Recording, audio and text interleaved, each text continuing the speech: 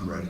Just, I know we've obviously talked a lot about what's changed about this team, bringing Colin in for Hunter since the Ohio State game. What's different about them, and especially what's worked for Russell? He's been on kind of a tear since he struggled here on January. Well, he's in a great rhythm, and they put numerous shooters on the court. They're the same team. They've added Anthony Lee the last game in the starting lineup. Tate is a bigger fixture in their lineup and as part of their game plan, and that probably started more so in our game. And they're getting very good movement, and their transition is still fantastic when they get out and run off of a defensive stop or turnover, and their half-court offense has got a lot of movement in it, a lot of multiple ball screens, and the ball's in D'Angelo's hands a lot. And he's doing an excellent job of moving the ball and of being in a rhythm off the ball screen or in the spot up. But again, there's so many guys that can make shots. When they win, they've got 4 guys, I think they're over 41% from 3. So, and a couple guys that are hovering around 50. So, to me, that they've got great spacing again, like you see a lot in this league. And the fact that they can go inside, outside, mid-range is big.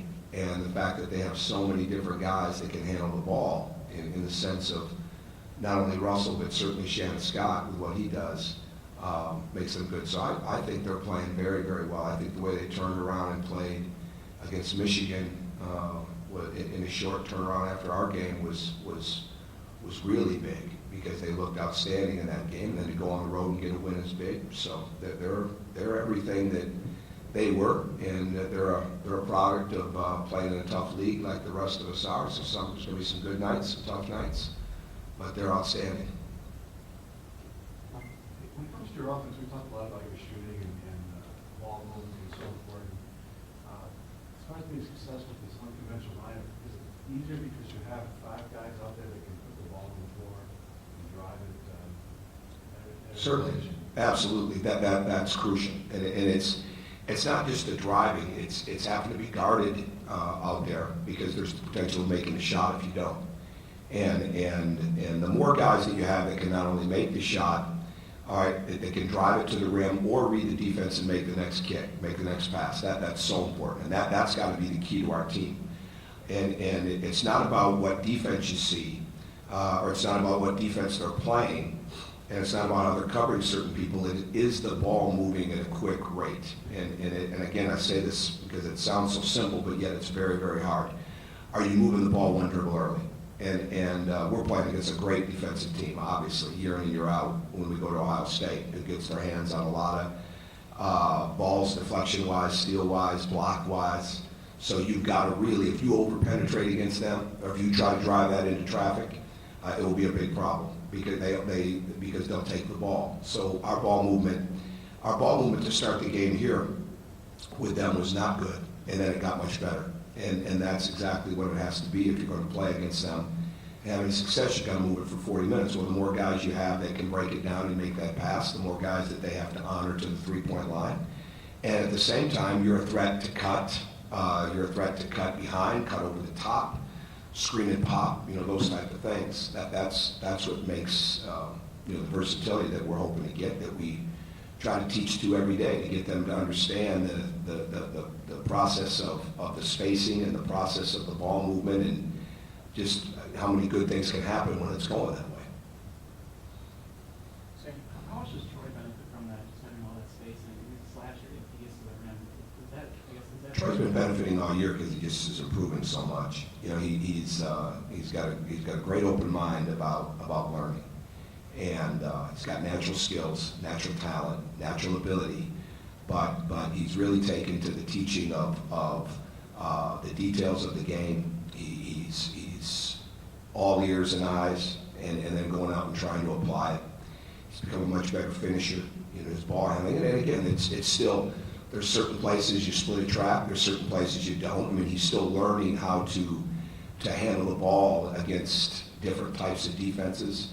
But he's the beneficiary, but we're also the beneficiary of him, because he moves so well without the ball right now. And that really started at the end of last year.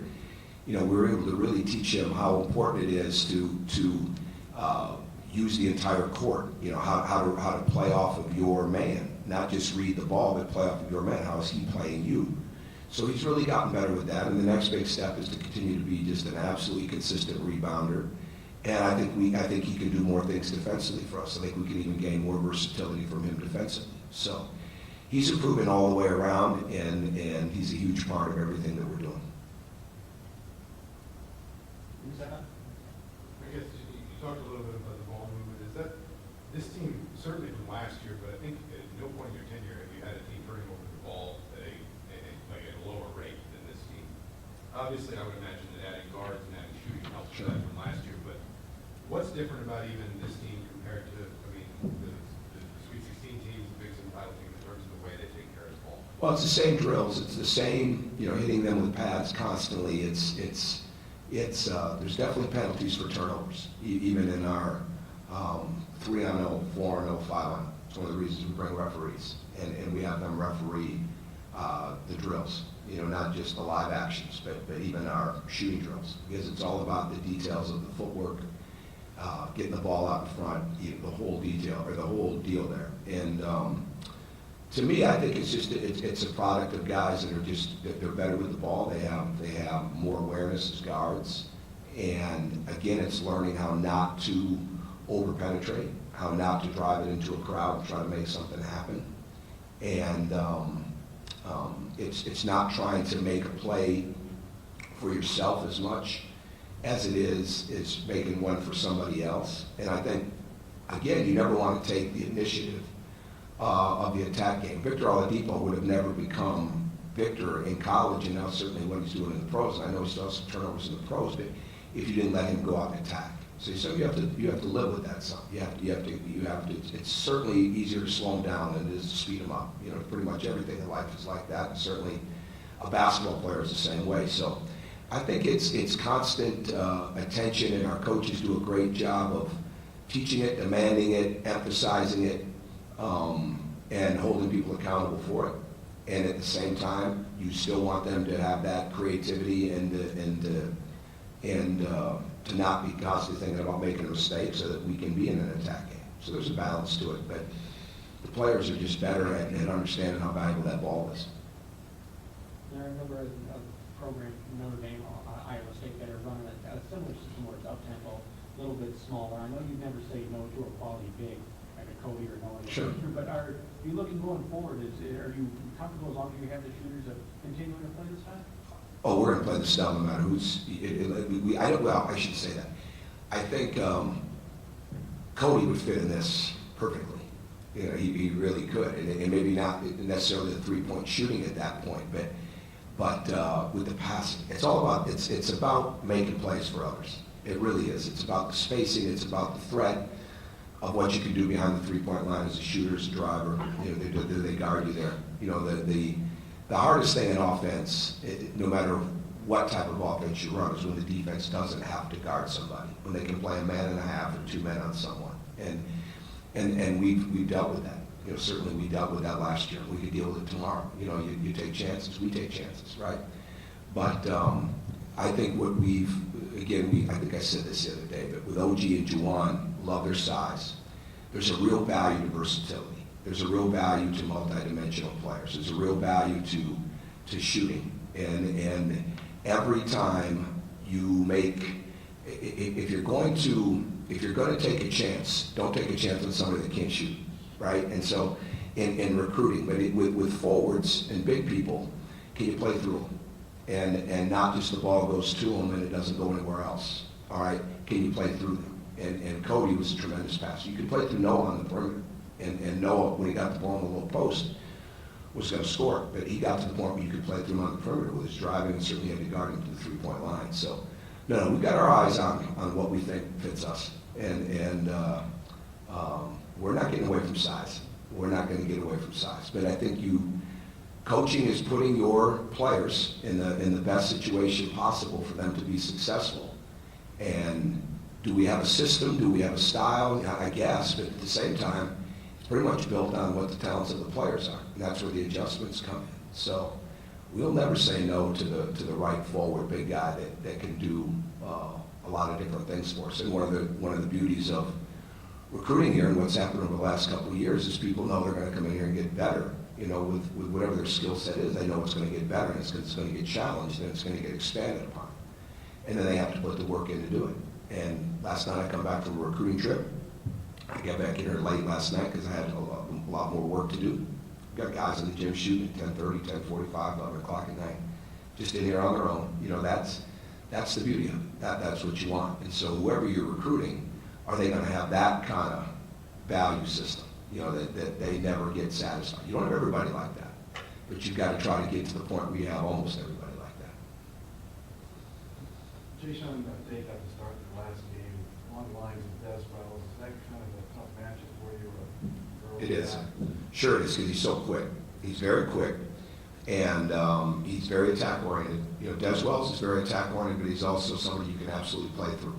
And you know, we talked about that a lot the other day, and I thought one of the biggest keys to the second half is that he really only had 1 assist, because he had 3 in the first half, and he could have had more. I mean, he's a hard matchup for you for a lot of reasons because of the ability to score, pass, shoot, drive it, right? Well, Tate is a younger version of that because he can really, really attack the rim. He can run. He can rebound.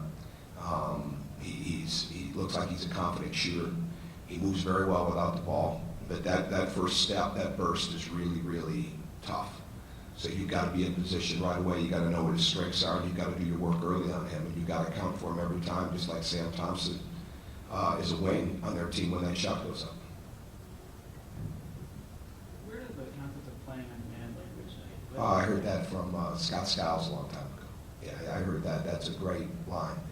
He used that example of a player named Adrian Griffin, who's now coaching in the NBA, but he had Adrian Griffin with the Bulls, and he said it didn't matter what time you put him in the game. It was the key to his longevity, he thought, of being in the NBA, is that he was ready to play. So I've, in the past, you're too young, but I always gave, or too new here, I shouldn't say too young, but I always gave Scott Skiles credit for that. So he's the one I heard it first from, play on demand. I love it. Is this team especially adapting to that and getting better? Not every night. Not every night. It takes time. It takes a great mental toughness to be on that bench and be ready, because we're not a set rotation system right now. I don't look down and say, okay, they have an idea, you know, the first couple of guys of when they're going in, but I don't coach it like that because you don't want anybody pacing themselves on the court, and then you don't want anybody disappointed if I say, well, wait a minute, you were supposed to score at the 16-minute mark, but so-and-so just hit 3 threes. Well, now they're head drops. No, I'd rather have them always on the alert. Now, it doesn't always work out that way. And we had a little bit of that last Sunday in Illinois. And we weren't ready when we went back in the second time with a couple of guys. So by no stretch of the imagination is that foolproof. But it is something we talk about a lot. It is something where the coaches are constantly trying to teach and challenge on that bench to make sure that they have that mindset, reminders, and things of that nature. And then it's all about going in and impacting the game and the way the game needs to be impacted. And it's usually not going in, other than the case of Max the other night taking that first shot, but it's usually not indicative of you just going in and trying to score right away. Okay, it's a key to coming down and understanding the game. But you also don't want them on the bench overthinking either. You want them relaxed and ready and just having a good feel for the game and what's going to play. Last question. You mentioned versatility physically at the court, playing guys, playing for positions. Is that something also maybe mentally you look for as a guys maybe, start, come off the bench, play different situations? Is that what you're recruiting? Do you look for that mental toughness or versatility? Yeah, I don't think you recruit. You might recruit a couple guys that you look at and say, well, they're probably going to come off the bench here, but that's not how you win. You don't recruit too many of those guys. You better recruit guys that are capable of starting for you, capable of playing a lot of minutes for you, capable of winning for you. And then when they're there, you teach them how to all come together and how they all benefit if the team wins. And so there's a lot of characteristics that you go into. And I think if I've learned anything over a period of time in coaching, it's that trusting your instincts is really the hardest thing to stay true to. And if you do trust your instincts, and you've really spent some time, developing those instincts for what it is, for what you see in a player, what you see their capabilities are, and where you see that they can go. Well, then you put that in your head and you say, okay, this is a person that's going to be able to deal with that. But if you recruit too many people that are just going to come off the bench, then you're never good enough to win the games. So we've got numerous guys out there right now that I would feel very, very comfortable saying, okay, you're going at that. And that's the way that it is. Go ahead. What, if anything, can Hunter do in practice, make sure he doesn't fall too far behind? Nothing. Nothing. Hunter's got to stay, well, he shoot free throws. Hunter's got to stay really locked in right now to his rehab and stay extremely focused on that.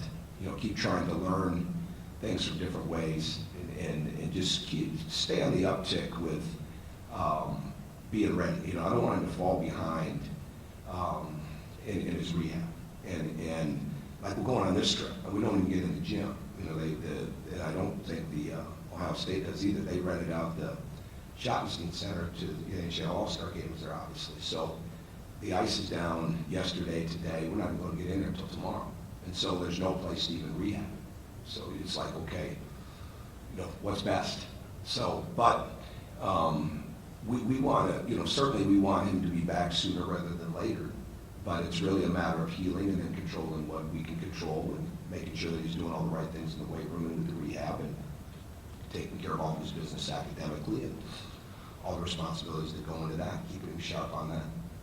What does he gain from staying in the locker room for the last game of Washington? I think he just gains the perspective of seeing it from the film and things of that nature, just seeing the game from that vantage point. I don't think there's anything wrong with that. I may do it again. Is he charting anything, or is he? Yeah, we did that earlier with the guys when they weren't playing. But it's just a different vantage point. So, and you know, the bottom line is that you continue to really work hard on what you can control, right? So you got to control your rehab and control your strength training and stuff like that. Well, let's see if there's another way to learn something. You know, that's really what it does. So those are the decisions that I make, and I'll continue to make them. So. Thanks.